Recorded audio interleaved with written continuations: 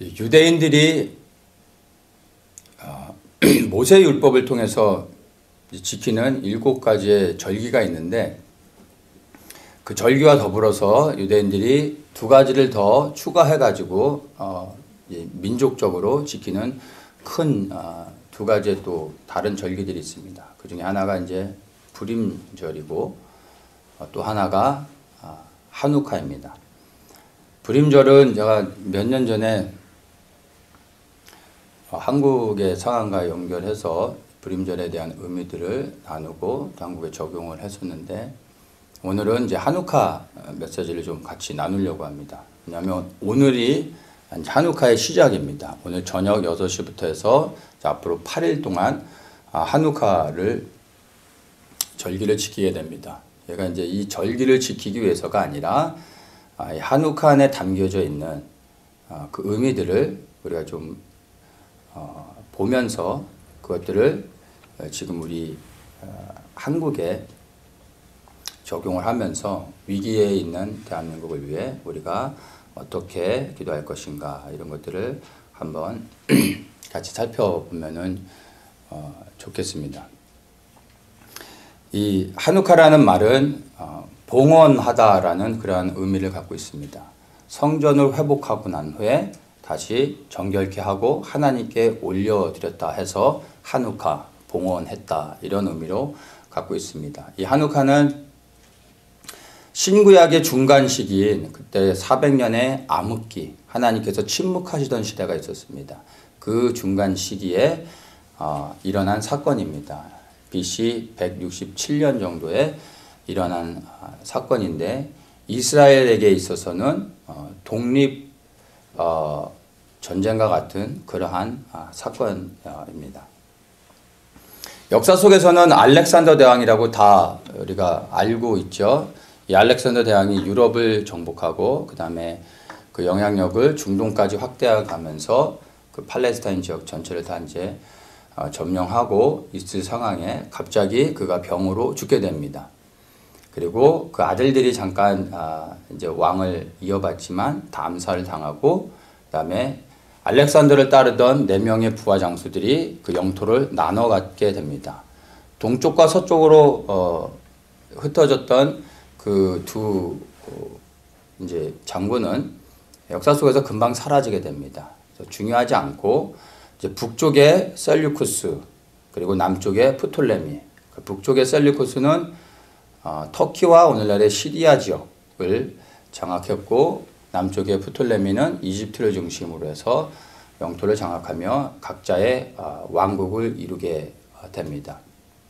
이들이 성경에서는 다니엘서에 보면은 북방왕과 남방왕으로 기록되어져 있습니다. 그래서 셀류쿠스 하면은 북방왕이고 프톨레미 하면은 남방왕이 되는 겁니다. 오늘 이 나누는 한우카의 메시지는 북방왕 셀류쿠스 왕조와 관련되는 그러한 이야기입니다. 시간이 지나서 이제 안티오쿠스 에피파네스라고 하는 셀류쿠스 왕조의 후손인 이 사람이 팔레스타인을 완전히 정복한 다음에 유대 지역을 이제 헬라화 정착으로 바꾸는 과정 가운데서 유대교를 심하게 이제 핍박하기 시작합니다. 그래서 유대인들이 행하고 있었던 할례를 금지시키고, 토라를 배우는 것을 금지시키고, 또 제사를 금지시키고, 안식일 제도를 다 금지시키는, 그러니까 유대인들에게 있어서는 죽으라는 것과 마찬가지였죠. 이러한 유대교를 핍박하는 정책들이 펼쳐질 때 초기에는 소수의 이 믿음을 지키기 위해서 그것들을 거부하고 끝까지 신앙을 지키는 그러한 유대인들이 있었습니다. 그래서 금지시켰음에도 불구하고 아들을 낳았을 때 8일 만에 할례를 행합니다. 그러면 그것을 알게 되면 이 시리아에서 와가지고 그 아이를 부모가 보는 앞에서 죽이고, 그 죽은 아이를 마을의 한복판에 두게 하는 거죠. 그래서 모든 사람들로 보게 하고, 그리고 본보기를 삼아서 할례를 금하게 했던 것입니다. 그리고 신상들을 각 마을에 이제 제우스 신상, 이방 신상들을 세우고 사람들로 하여금 그 신상에 절을 하게 하는 겁니다. 절을 하면 살려주고 신상에 우상 숭배를 하지 않는 사람들은 죽이고. 그래서 어떤 유대인들은 일가족이 우상 숭배를 거부하자 부모들이 보는 앞에서 아이들을 먼저 죽이고 또 부모를 죽이는 그런 일들도 있었습니다. 이런 것들을 볼 때 우리도 이런 것들을 한번 생각해 볼 수 있어야 됩니다. 만약에 우리의 삶에 이러한 일이 동일하게 일어난다면 과연 우리는 어떻게 할 수 있을까? 굳이 할례를 하면은 애를 죽이는데 난지 8일밖에 안 된 이제 갓 태어난 어린 아이를 굳이 위험하게 할례를 받겠다가 살아보지도 못하고 죽게 하는 게 과연 지혜로운 것인가? 그리고 우리가 보는 앞에서 우리의 자녀들이 죽음을 당할 수 있는데 그냥 우상에 절을 하더라도 마음은 하나님을 섬기면 되는 거지 굳이 그렇게 하면서까지 결국에는 목숨을 잃을 수 있는데 이렇게 위험하게 무모하게 그렇게 해야만 되는 것인가 생각해 봐야 됩니다. 만약에 우리가 정말로 이런 것들을 용납하고 그냥 우상에 내 몸은 절하지만 난 마음으로는 하나님을 예배할 거야. 그리고 일단은 내가 생존을 해야 그 다음에 다음을 기약하고 그리고 내가 더 믿음으로 하나님을 신뢰하고 예배하면 되지. 그래서 우상을 앞에 절하더라도 내가 마음만큼은 주님을 예배하면 되는 거야 라고 만약 생각한다면 사실 그게 성경에서 말하는 배도인 것입니다. 만약 이런 것이 타당하다라고 합리적으로 이해가 된다고 생각하게 되면 우리 일제시대 때 많은 믿음의 선진들이 죽음을 무릅쓰고 신사참배, 우상 숭배하는 것을 거부했습니다. 그래서 주기철 목사님 같은 분은 돌아가셨죠. 뭐 그런 분은 사실은 어리석은 자가 되는 거죠. 신사참배하신 목사님들은 아주 지혜롭게 그 상황을 잘 극복한 사람들이 되는 겁니다. 근데 사실은 그렇지 않죠. 우리가 마음으로 주님을 예배한다면 우리의 행동 또한 오직 주님만을 예배할 수밖에 없는 것입니다. 사실 유대인들이 이렇게 하면서 죽음을 당했을 때 이것을 어리석게 보는 것이 아니라 사실 이들의 완고함과 고집불통 그리고 오직 하나님만을 예배하는 데 있어서 생명을 걸고 자녀들이 죽는 것을 보면서도 믿음을 변질시키지 않았던 이들의 이러한 모습, 이러한 행동 때문에 사실 오늘날 우리가 성경을 받게 되어졌고 그 성경을 통해 하나님을 알게 됐고 예수 그리스도를 영접하고 구원을 얻는 데까지 은혜를 입게 되어졌습니다. 이들의 생명을 걸고 하나님의 말씀을 지키고 하나님의 말씀을 따라 살려고 했던 이들의 몸부림이 없었으면 오늘날 우리에게 말씀이 주어질 수 없었고 구원을 받을 수 없었던 것입니다. 동일하게 우리 또한 이런 것들 가운데서도 마음을 타협하지 않고 신앙을 지킬 수 있어야 됩니다. 우리는 너무나 좋은 환경 가운데 살아가고 있기 때문에 이러한 현실이 우리에게는 오지 않을 거다라고 생각할 수 있지만 사실 동일한 시대를 살아가고 있는 이 시간에 다른 쪽에서는 북한과 그리고 중동 지역, 그다음에 아프리카 어떤 나라들에서는 예수를 믿는 게 금지가 되어지고 예수를 믿으면 죽음을 당하는 일이 오늘도 일어나고 있는 것을 우리는 알고 있습니다. 그리고 앞으로는 예수를 믿는 것이 불법이 되어질 거고 그리고 정말로 하나님만을 예배하는 교회들은 이제는 지하로 내려가고 가정교회 형태로 바뀌어질 수밖에 없다는 것을 분명히 인식을 해야 됩니다. 먼 훗날에 다가올 수도 있는 일이 아니라 바로 이것이 오늘날의 우리의 실제가 되어져서 나는 정말 그러한 우상 숭배를 해야 되는 상황 앞에서 목숨을 내어놓더라도 하나님만을 예배할 수 있는가를 생각할 수 있어야 됩니다. 근데 사실 그러한 고민을 하기 이전에 나는 마음 중심 가운데 전심으로 하나님만을 사랑하고 있는가? 이것을 사실 질문해 보아야 됩니다. 내가 끝까지 믿음을 지킬 수 있는가가 아니라 내가 하나님만을 사랑하고 있는가? 이 하나님만을 사랑하는 이 믿음이 우리로 하여금 우상 앞에 절하지 않게 하고 생명을 들여서라도 우리의 믿음을 지키며 하나님 앞에서 우리의 순결함들을 끝까지 지킬 수 있게 되는 것입니다. 이것을 날마다 고민하셔야 됩니다. 나는 하나님을 전심으로 사랑하고 있는가? 사랑하는 내 자녀들보다 하나님을 더 사랑하고 있는가? 하나님보다 더 사랑하고 있는 것은 없는가? 그것들을 날마다 우리의 마음의 중심을 살펴보면서 혹시 하나님보다 더 사랑하는, 하나님보다 더 좋아지는, 하나님보다 더 아끼는 그 무엇이 있다면 즉시로 회개하고 내려놓고 오직 하나님만을 사랑해야 되는 것입니다. 왜냐하면 유대인들이 겪은 이러한 상황들이 머지않은 훗날의 시간에 우리에게 다가올 수 있기 때문입니다.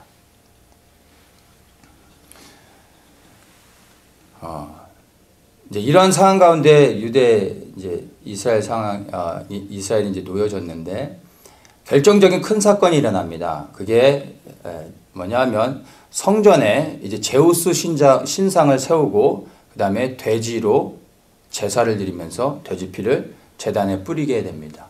유대인들에게 있어서 가장 가증한 짐승, 부정한 동물이 돼지인데 성전에 신상을 세우고 그 다음에 돼지 피로 제단을 더럽히니까 유대인들이 이제 폭발하게 됩니다. 유대의 어느 조그만 한 동네에 이 시리아에서 사신들을 보내서 우상을 세우고 그 우상 앞에 절하게 했었는데 그때 조그만 그냥 제사장 가문이 있었습니다. 근데 마을에 많은 사람들이 그 우상 앞에 절하는 것을 보고 이 마따디아스라는 제사장, 무명의 제사장입니다. 그냥 조그만 제사장 집안의 이 제사장이 하나님으로부터 온 그 분노를 가지고 일어나서 우상 앞에 절했던 사람들을 다 죽이고 그 다음에 그 시리아 군사들을 다 죽인 다음에 그 5명의 아들을 데리고 유대 광야로 이제 피하게 됩니다. 그리고 그들의 신앙을 지키기 위해 이제 항쟁을 하기 시작합니다. 이 소식을 듣고서 수많은 하시림들, 경건한 자들, 하나님만을 사랑하는 사람들이 마따디아스에게 모여들어서 함께 신앙을 지키며 믿음의 항쟁을 시작하게 됩니다. 처음에는 이들이 그들의 믿음을 지키기 위해서 모여들었지만 나중에 시간이 지나면서 이스라엘의 독립을 위해서 항쟁하며 독립전쟁을 치르게 됩니다. 소수의 사람들이 모였고 그리고 무명의 한 제사장이 그냥 하나님을 사랑하는 그 마음 중심 가운데서 일어났는데 그 한 사람이 일어나니까 수많은 따르는 사람들이 생겨났다는 것을 여러분 기억해야 됩니다.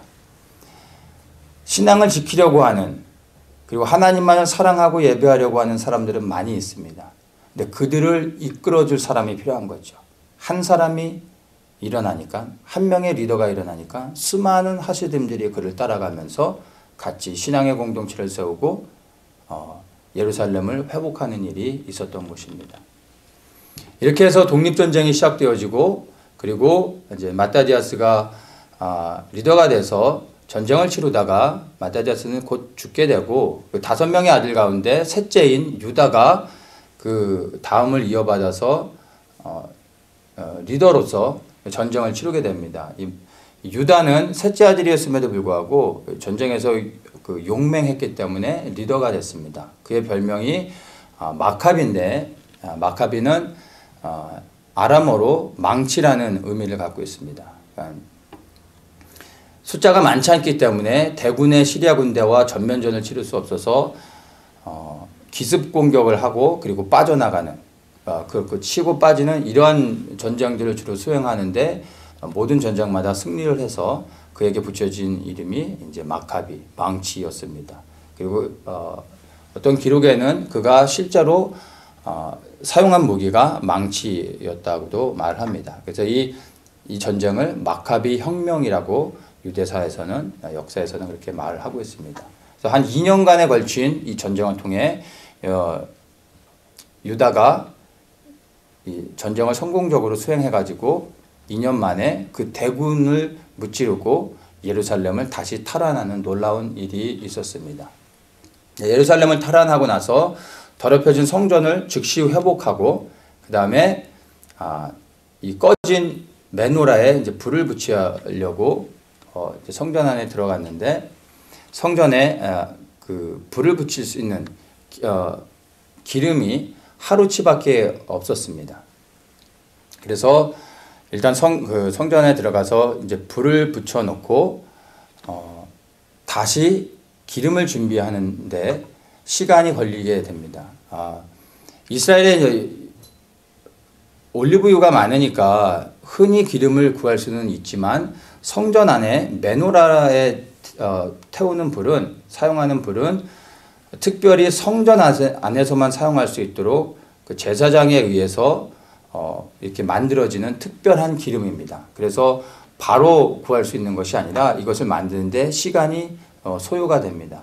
근데 하루치 분량밖에 없었지만 일단 그 성전에 불을 켜고 그 다음에 다시 기름을 만드는데 걸리는 시간이 8일이 걸렸습니다. 근데 8일 동안에 하루치밖에 안 되는 기름으로 불을 밝혔는데 이 8일 동안 불이 꺼지지 않고 있었습니다. 그래가지고 이 8일 만에 다시 기름을 보충하고 이제 성전의 불이 꺼지지 않게 됐습니다. 이것을 기념하기 위해서 하누카 때는 8일 동안을 절기로서 지키게 됩니다. 이 성전 안에 불을 밝히는 게 왜 중요하냐면 이스라엘의 상징이 다윗의 별과 메노라입니다. 그래서 다윗의 별도 이스라엘을 상징하고 또한 메노라도 7 촛대가 이스라엘을 상징하는 겁니다. 그리고 그 촛대 위에 밝혀지는 불은 이스라엘의 여호와 하나님, 이스라엘 위에서 영원히 꺼지지 않는 불로서 이스라엘과 함께 하시며 이스라엘 통하여 열방을 비추시는 것을 의미하는 것이 메노라입니다. 그래서 원래 이 성전이 성막의 원형이죠. 그 성막 안에 들어가면 그다음에 이제 성소에 들어가게 되는데 성소에 오른쪽에는 떡상이 있고 왼쪽에는 메노라가 있습니다. 이 메노라에 불을 붙이는데 천막이지만 두껍게 만들어져 있기 때문에 또 거기는 밀폐된 공간이어서 메노라에 불을 밝히지 않으면은 그 성소 안이 어둡습니다. 어둡다는 것은 그 하나님의 임재가 떠나가신 거고 그리고 하나님에 대한 모독이 되는 거죠. 그래서 성전 안에 메노라에 불이 24시간 꺼져서는 안 되는 것입니다. 이 성전이 더럽혀져 있는 동안에 메노라에 불이 꺼져 있었고 성전을 회복하는 즉시 이들은 메노라에 불을 켜야 됐던 것입니다. 그리고 그 이후로 성전을 회복하고 나서 메노라에서 하나님의 영광이 빛을 발치며 성전을 다시 밝히는 그런 일이 있었던 것입니다. 그래서 요한복음에서는 이날을 수전절이라고 합니다. 성전을 수리해서 하나님께 올려드린 날이라고 해서 한글 성경에서는 수전절이라고 하는데 유대인들은 이것을 하누카 봉헌이라고 해서 그렇게 드려지게 됩니다. 그래서 보면은 이 하누카 때는 원래 메노라는 7 촛대인데 이 하누카 때 사용하는 메노라는 9 촛대입니다. 그래서 하나의 촛대는 매일 하나씩 불을 밝히는 용으로 사용하는 거고 그걸로 이제 오늘부터 해서 하루에 하나씩 8개 촛대에 불을 옮겨가면서 붙이게 됩니다. 8일에 모든 불이 비춰지게 되죠. 타겟에 가면은 이 하누카 메노라를 팝니다. 19불 99에. 제가 지난주에 갔었는데 스테인레스로 만든 하누카 촛대를 팔더라고요. 타겟은 이스라엘 절기 때마다 거기에 관련된 모든 제품을 그 시즌마다 꼭 다 그런 모든 필요한 용품들을 다 타겟은 준비합니다. 그래서 하누카를 지내고 싶으신 분이 계시면 오늘 저녁에도 아마 있을 겁니다. 하누카 그 메노라를 사셔가지고 그것을 오늘 저녁부터 하루에 하나씩 붙이는 거죠. 그리고 한우카 때 이제 먹는 음식이 기름진, 기름에 튀긴 음식을 먹습니다. 왜냐하면 그 기름의 기적이 일어났죠. 하루밖에 태울 수 없는 분량이었는데 8일 동안 꺼지지 않게 하나님의 기적을 베풀어 주셨습니다. 그래서 기름에 튀긴 음식을 먹으면서 기름으로 기적을 행하신 하나님을 기억하는 겁니다. 그래서 오늘부터 하루에 하나씩 초를 붙이고 기름 있는 음식, 크리스피 크리미, 그래서 유대인들은 도넛을 먹습니다. 우리는 크리스피 크리미를 사가지고 하루에 하나씩 불을 붙이고 도넛을 먹으면서 우리나라에도 대한민국에 한우카가 일어날 수 있도록 그렇게 기도할 수 있다면 좋을 것 같습니다.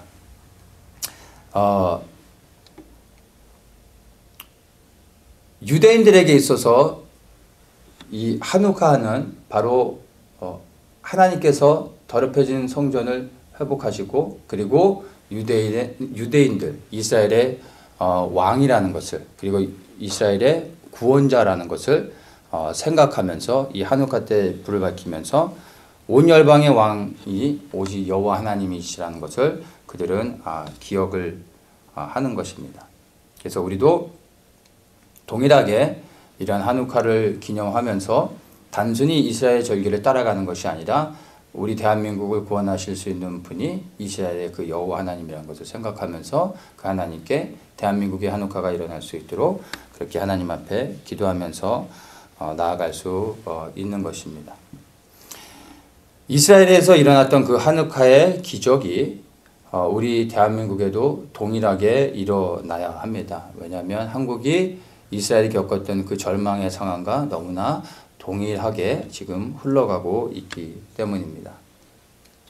진보 세력을 가장한 주사파 세력이 이미 박근혜 대통령을 탄핵시키고 정권을 빼앗았습니다. 그리고 그들이 첫 번째로 하는 것이 이제 안보를 무너뜨렸습니다.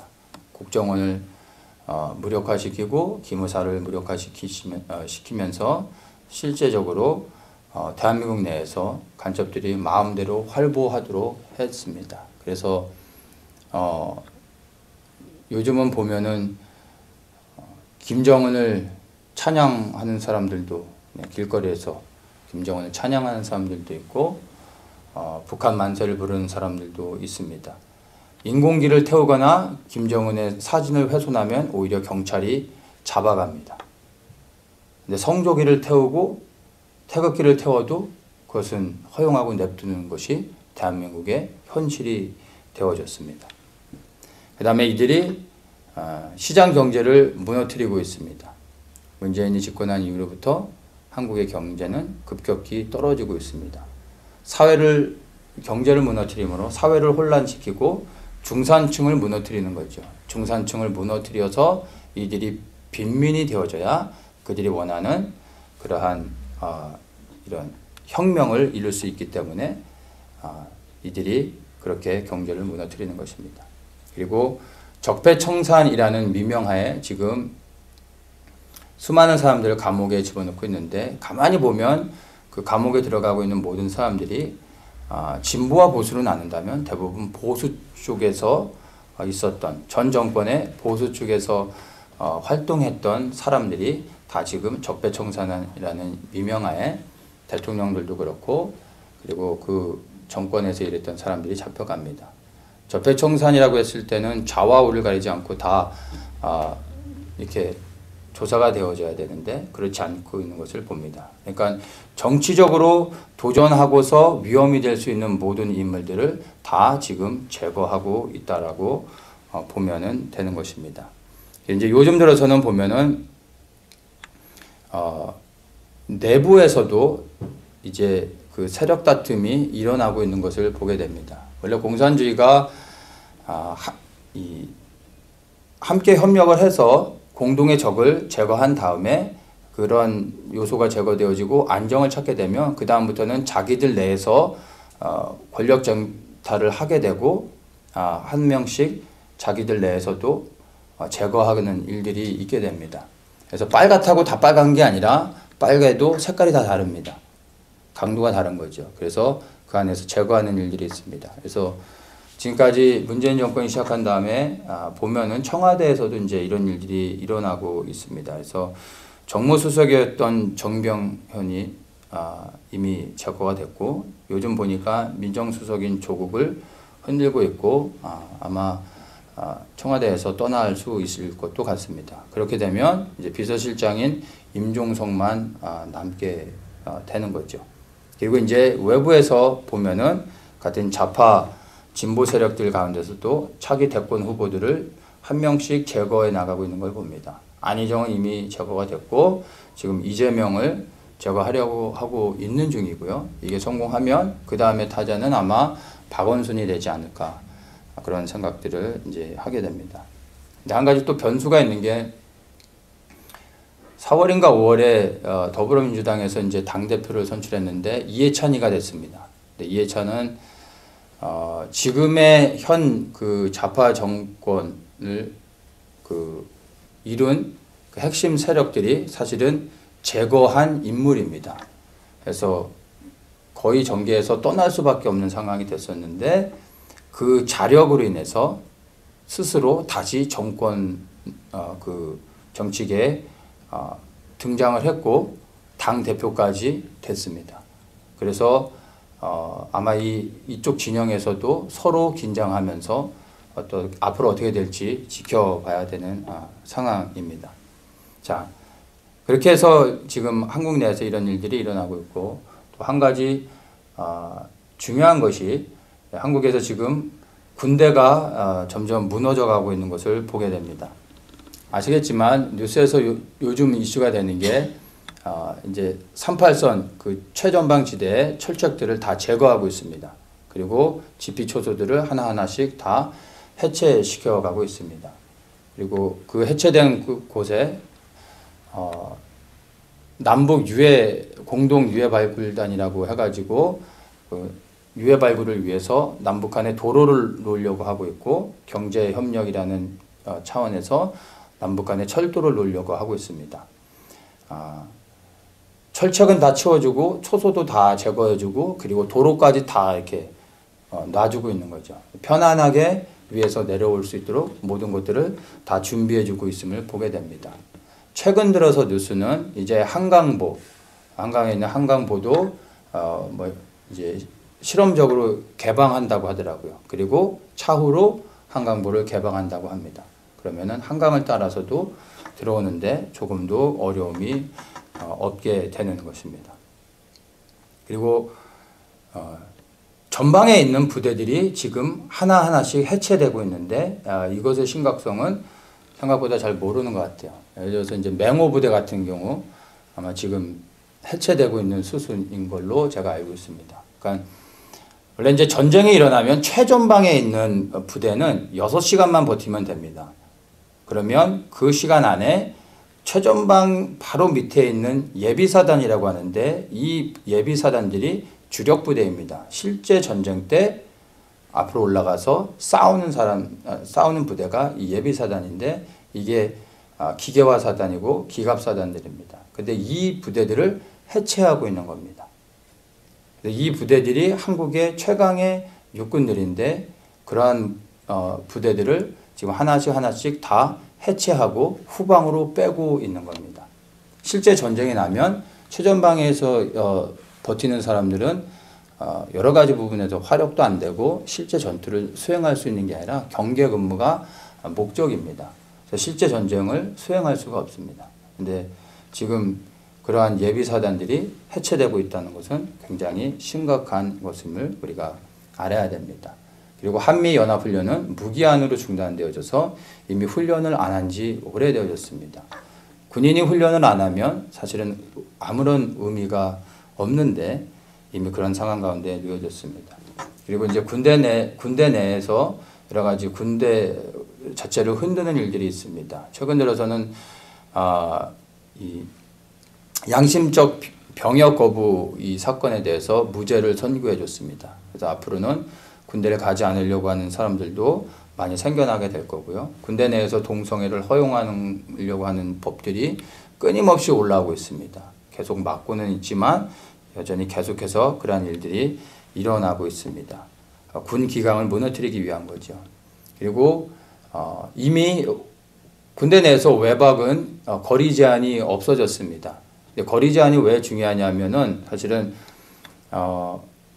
외박 같은 거는 그 지역에서 벗어나면은 안 됩니다. 왜냐하면 유사시에 전쟁이 났을 때 신속히 부대로 복귀해서 전쟁을 해야 되기 때문에 그 거리를 제한해야 됩니다. 그런데 이제 군인들의 사기와 또 어떤 인권 이런 것으로 거리 제한을 해제했습니다. 그럼 최전방에 있는 군인들이 외박을 나오면 거의 대부분 당연히 서울 근교까지 와서 거기서 쉬다가 놀다가 들어가려고 하겠죠. 전쟁이 났을 때 그들이 부대로 복귀할 수가 없고 전력의 큰 요소가 이제 어떤 그 위험 요소들이 따르게 되는 것이죠. 그리고 이제 군대 내에서 사병들이 편안하게 휴대폰을 사용하는 것들이 이미 다 이렇게 허용이 된 걸로 알고 있습니다. 그러면 군 기강은 당연히 무너지겠죠. 그리고 군대 내에서 여러 가지 하극상들이 일어나고 군대 정신들이 해이해질 수밖에 없게 되는 것입니다. 이 모든 것들이 다 군대의 인권을 개선한다는 미명하에 일어나고 있는 겁니다. 군대가 무너지는 것은요, 사실 마지막 단계입니다. 군대가 무너지는 것은 곧 전쟁이 임하고 있다는 사인으로 우리가 보아도 되는 겁니다. 이미 모든 것은 다 무너졌고, 그 다음에 마지막 보루였던 군대마저 이제 다 무너져가고 있는 것이 대한민국에 처한 현실이라는 것은 우리가 분명히 이해를 할 수 있어야 됩니다. 시간은 사실은 우리의 편이 아닙니다. 시간이 이렇게 지날수록 우리에게 대한민국에 더 위기가 다가오는 거죠. 대한민국은 지금 전쟁이 준비되고 있다는 것을 사실은 인식할 수 있어야 됩니다. 미국도 이제 한국과 거리를 두기 시작했습니다. 그래서 북한과 한국과 북한이 지금 평화 어떤 그 협정을 맺는 것들, 종전선언하는 것들 이런 것들에 대해서 이제 허용하는 그러한 뉘앙스를 비춰지고 있습니다. 전략이 바뀌어지고 있다는 것을 우리가 좀 캐치할 수 있습니다. 지금 현재 미국의 고민은 대한민국이 되어졌습니다. 처음에는 북한이었지만 이제 북한이 아니라 대한민국이 미국의 가장 큰 고민이 된 것을 우리가 이제 알 수가 있습니다. 북한은 여러 가지 이제 명목을 만들어서 북폭을 할 수도 있고, 그리고 또 김정은을 암살하거나 여러 가지 방법으로 북한과 싸우는 것은 전혀 문제가 없습니다. 미국이 원하면 북한은 언제든지 무너뜨릴 수가 있습니다. 그런데 한국은 외형적으로 현재 여전히 민주주의 국가고, 그리고 미국의 우방입니다. 그러나 실상은 이제 주사파 세력들이 한국을 다 장악하고 있죠. 이러한 상태에서 북한을 무너뜨리면 오히려 더 혼란해집니다. 그래서 아마도 미국이 북한을 이용해서 한국의 문제들을 해결한 다음에 그 다음에 북한을 해결하지 않을까, 그러한 전략으로 바뀌어가고 있지 않은가 한번 생각해 볼 수 있어야 됩니다. 여러 가지로 볼 때 한국은 이미 하나님께서 주신 통일의 기회들을 놓치고 있다는 것을 좀 생각하게 됩니다. 그리고 다가오는 것은 이제 하나님의 심판이 있다라는 것, 그것들을 좀 생각하게 됩니다. 이제는 현실적으로 심판을 막는 기도보다 하나님의 진노 중에라도 긍휼의 은혜를 구하는 기도가 더 필요하지 않나, 그런 생각들을 하게 됩니다. 오히려 심판 후에 있을 그 회복을 위해서 우리가 이제는 초점을 맞춰서 기도해야 되지 않나, 그런 생각들을 하게 됩니다. 왜냐하면 사실 심판이 끝이 아니라 심판 후에 하나님께서 대한민국을 회복시키시고 하나님의 뜻을 이루어 가실 것을 우리가 믿기 때문입니다. 한국은 지금 한우카 당시에 이스라엘과 거의 비슷한 상황 가운데 놓여져 있습니다. 하나님은 떠나신 것 같고 침묵하시면서 암흑 가운데 대한민국이 놓여져 있습니다. 이 어두운 한반도에 다시 빛을 밝혀야 됩니다. 근데 이 빛은 가만히 있으면 저절로 밝혀지는 것이 아니라 누군가 일어나야 되는 것입니다. 마카비와 같은 사람이 일어나야 되는 것입니다. 하나님의 의분을 가지고 이런 마카비와 같은 사람이 일어날 때 하시딤과 같은 하나님을 예배하는 경건한 자들이 모여들게 되는 것입니다. 이 하시딤들은 많이 있습니다. 근데 마카비가 일어나야 됩니다. 그랬더니 사람들이 그에게 몰려들며 결국엔 이스라엘을 다시 회복하며 성전을 주님께 하나님께 올려드리는 그러한 일들이 있었음을 우리가 볼 수 있습니다. 대한민국에 저는 흩어져 있는 보이지 않는 수많은 하시딤들, 경건한 자들, 하나님만 생명들여 사랑하며 있는 자리에서 주님을 예배하는 많은 사람들이 있다고 저는 믿습니다. 이제는 마카비와 같은 그들을 이끌어줄 수 있는 리더가 대한민국에 일어나야 된다고 생각합니다. 역대 대한민국의 대통령들 가운데 그러한 모델이 될 수 있는 인물이 박정희 대통령 같은 사람이 일어나야 되지 않나 그런 생각들도 해보게 됩니다. 근데 우리가 어떤 특정한 인물을 놓고 기도하기보다 하나님의 선하신 뜻이 대한민국에 일어날 수 있도록 하나님이 원하시고 하나님이 기뻐하시는 그런 리더가 일어날 수 있도록 하나님께 올려드리고 그렇게 기도할 수 있어야 됩니다. 그렇게 해서 하나님의 사람, 하나님이 기뻐하는 그런 마카비아 같은 사람이 대한민국에도 일어난다면 우리가 한우카의 기적을 동일하게 경험하고 하나님의 은혜를 누리고 이 대한민국이 하나님의 부르신 가운데 나아갈 수 있을 거라 믿습니다. 하나님께서 심판을 앞두고 있는 예루살렘, 멸망 앞에 놓여져 있는 예루살렘을 바라보고 있는 예레미야에게 말씀하십니다. 너는 내게 부르짖으라. 내가 응답하겠고 내가 알지 못하는 크고 비밀한 일을 내게 보이리다. 이 말씀을 하십니다. 네, 이 말씀을 하실 때의 배경은 정말로 이제 곧 예루살렘이 완전한 멸망을 눈앞에 두고 있는 상황이었습니다. 이 예루살렘의 심판에 대해서 예레미야가 끊임없이 선포했었는데 이제 곧 그가 선포했던 예루살렘의 심판이 눈앞에 다가오고 있는 상황입니다. 그런데 그러한 상황 앞에서 하나님께서 예레미야에게 바로 심판 후에 있게 될 회복을 위하여 부르짖어 기도하라고 말씀하고 있는 것입니다. 우리에게 필요한 것이 바로 이 예레미야에게 말씀하셨던 이 하나님의 말씀을 가지고 이것을 믿으면서 그리고 심판 후에 있게 될 하나님의 회복을 소망하면서 우리가 기도할 수 있어야 된다고 생각을 합니다. 지금의 상황 가운데서 절망하고 낙심하는 것 또한 하나님을 신뢰하지 않는 죄가 되는 것입니다. 전쟁을 두려워하는 것도 하나님을 온전히 신뢰하지 못하는 죄가 되는 것입니다. 심판 뒤에 올 하나님의 그 회복의 역사를 우리는 기대하면서 그것을 위하여 기도할 수 있어야 됩니다. 자유민주주의 그리고 대한민국이라는 세상 나라를 지키기 위해서가 아니라 바로 대한민국을 통하여 자유민주주의 그 체제 안에서 하나님의 복음의 행진을 이루고 이 땅에 임할 영광스러운 그 하나님의 나라를 위해서 기도할 수 있어야 되는 것입니다. 대한민국에 마카비아 같은 사람이 준비되어지고 일어난다면 분명히 대한민국의 한우카를 경험할 수 있을 것입니다. 근데 그러한 일들이 일어나기 위해서는 누군가 이 일들이 일어날 수 있도록 하나님이 예레미야를 통하여서 기도하게 하셨던 것처럼 기도하는 일들이 있어야 되는 것입니다. 심판은 다가오고 있지만 심판 앞에서 두려워하는 것이 아니라 그 뒤에 하나님의 회복의 역사를 통하여 하나님의 영광의 복음이 이스라엘 향하여 행진하게 될 것, 그리고 그 하나님의 영광스러운 나라가 반드시 이 땅 가운데 이루어질 것을 소망하면서 믿음을 가지고 그렇게 기도할 수 있는 믿음의 사람들이 일어나야 됩니다. 그리고 저와 여러분이 그러한 사람들 가운데 한 사람이 되어지기를 원합니다. 그럴 때 정말 우리가 소망하는 하나님의 나라가 우리의 기도를 통하여 한 발자국 이 땅 가운데 더욱더 가까이 오게 될 것을 믿습니다.